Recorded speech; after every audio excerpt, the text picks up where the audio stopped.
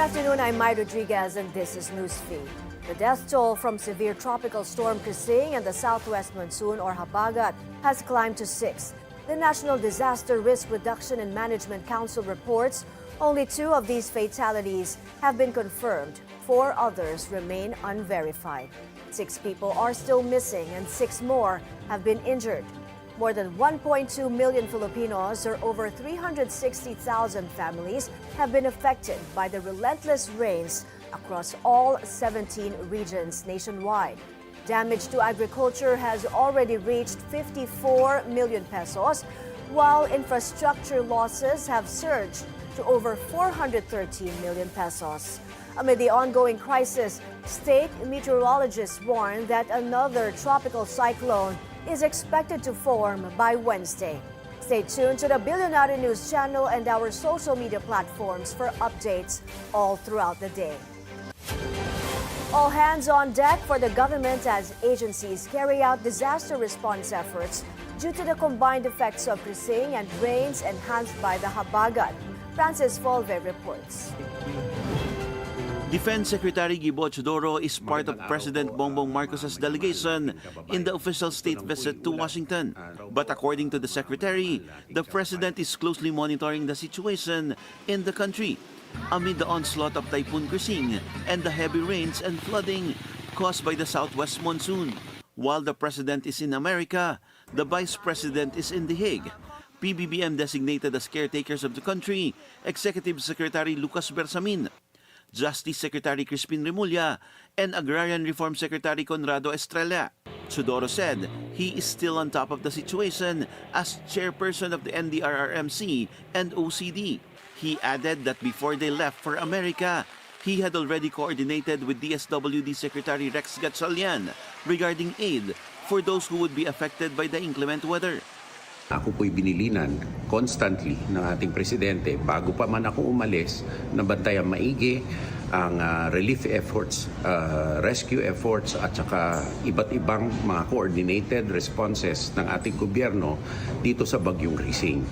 Ngayon po na nandito tayo, ako po'y kausap si General Bronner sa ating Armed Forces of the Philippines at i-coordinate din po niya ang mga kinakailangan na tulong sa US Indo-PACOM upang magamit po ang EDCA facilities at iba't ibang pang mga kagamitan na kinakailangan na katulong ng ating Armed Forces of the Philippines upang makaresponde sa ating mga kababayan.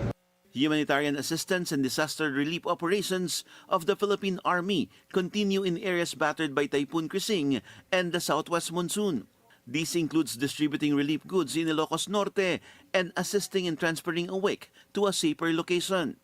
They also conducted rescue operations and road clearing in Isabela, Pangasinan, and Cabangcalan City. Rescue operations have likewise been launched in Quezon City and Marikina due to continuous rising floodwaters. Secretary Gibo also highlighted the assistance coming from the Philippines' allied countries.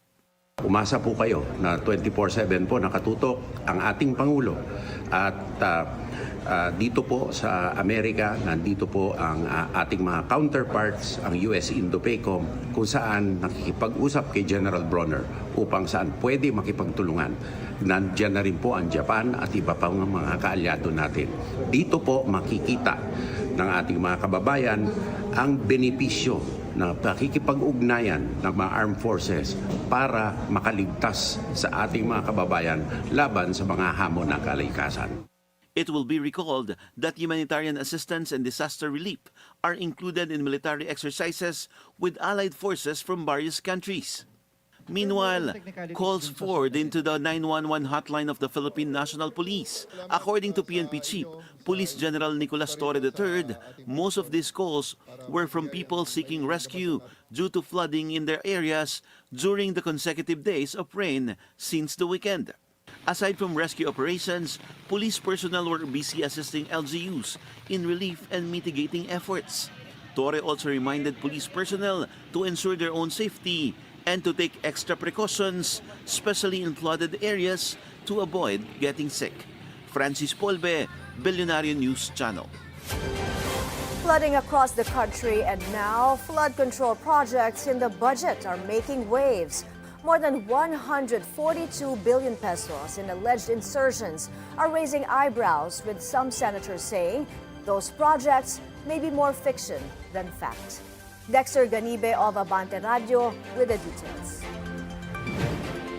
Flooding is everywhere. Areas were affected by the southwest monsoon, but there are some by insertions.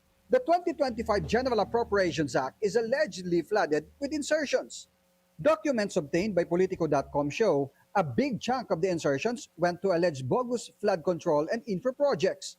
When it rains, it pours, and just like torrential rains, a staggering 142.7 billion peso insertions were allegedly made during the Bicameral Conference Committee of the 19th Congress under the leadership of Senate President Francis Escudero, which he defended in one of his press conferences at the Senate. May mga proposed amendments ang mga senador at ang mga mambabatas sa Kamara man o sa Senado na dumaan sa proseso ng amendments. Kung saan mang lugar yon, nakalagay naman sa budget lahat. Escudero is right. More than 12 billion pesos were allotted for infra and flood control projects in Bulacan. Another more than 9.1 billion peso went to his hometown, the province of Sorsogon. But Senator Joel Villanueva, who is from Bulacan, belied that there are such infra and flood mitigation projects in his province, as relayed to him by the Bulacan DPWH. And he will raise the issue during the budget deliberations in the coming months. If Bulacan didn't have the projects specified at the 2025 GAA, the question now is, where did the budget go? Tito Sotto, returning senator for 20th Congress, wanted to straighten the mangled 2025 national budget come regular session. He made sure whether he will be in the majority or minority bloc to make things right for the 2026 national budget. Dexter Ganibe, Abante Radio. Stay with the Billionaire News channel for updates on the weather and the flood situation across the country. I'm Mai Rodriguez. Stay safe, everyone.